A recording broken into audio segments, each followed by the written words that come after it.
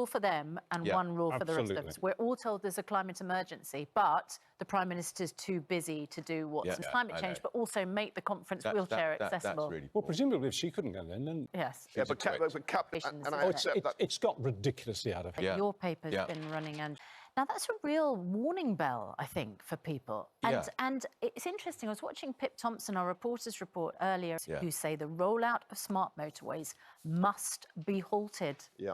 And the ones we've got should... Good morning. It's just gone 6:30. Welcome to the programme. Well, it was a day of images yesterday, wasn't it? I mean, we'll look at these images in a minute. Images of the American president having a little kip during the conference. Well, let's have a look at them now. Resting the eyeballs, yeah, as they say. She said that none of us are going to live forever, but we might see her driving forever. Can we see that picture? Yes, there she was out at Windsor in the car having a private drive. She, of course, has been told to take a break for a couple of weeks of doing public engagements and be there in person. But she stole the show, effectively, with what she said. And there's one thing that people have been pointing out in particular, and it's when she talks about the future. Let's have a listen. This is... Gets the tone wrong, does she? We're joined by the Mirror's Kevin Maguire. Where 20,000 world leaders and delegates have... Laura, because Laura is definitely near global. One thing I do want to say is it's actually sort of heartening for once to see the British government sticking up for British fishermen. I mean, they've given up... On a smart motorway back in 2019. She should have been celebrating her wedding anniversary at the weekend. Instead, she is campaigning to get these scrapped, and we'll talk to her in just a moment. More power to her elbow.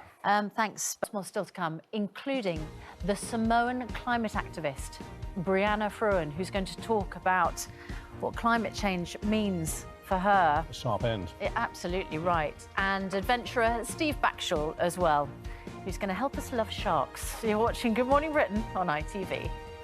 I'm getting a big response from you about your stories about breaking down on smart motorways. Julie on Twitter says that a friend of her sister's family broke down with a horse box. They managed to get over the barrier, and then a lorry went into the back of the horse box and killed the horses. Steve on Twitter says their daughter is in a power wheelchair. How are they supposed to get that over the barrier? You can't lift it over the barrier, so if you're in a wheelchair, a power wheelchair. One of our cameramen on camera 2 said he was coming in a couple of weeks ago on the M23, smart section of the motorway, coming up from Brighton, 2:30 in the morning, pitch dark, no light. Suddenly saw an unlit car that had broken down in a live lane. He nearly hit it with people standing around it. No lights, must have had an electrical failure, and he very nearly cannoned into it. And it's an unlit stretch of motorway. It's an unlit stretch of motorway. So how on earth are you supposed to see? Absolutely. And excuse me, where's the camera that's supposed to tell the operators back in the headquarter operation, oh, there's a breakdown there? There was no warning sign for him. There was no red cross saying the lane was closed. It's not working. It's really dangerous. We'll talk to someone who's a widow because of this in a couple of minutes. Competition time, anyway. And we have a prize worth more than 72 into one of my stories, the way you rolled your eyes. It was as if Judy were here.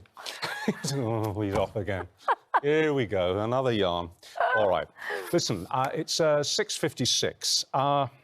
This is bad. 38 coffins were carried across London yesterday to the... Well, Claire Mercer founded the group Smart Motorways Kill after her husband, Jason, has urged ministers to consider changing to controlled versions where the hard shoulder is back in use and the speed limit varied to manage congestion. I mean, that sounds like scrapping smart motorways, doesn't it? Sounds like to me. You're going to switch back from live lanes to hard shoulder. Yeah, that's scrapping it. Right, our thanks to Claire and for everyone getting in touch with us this morning. It's 7:06. Let's take a look at the weather. Laura, of course, is at the UK's biggest onshore wind farm.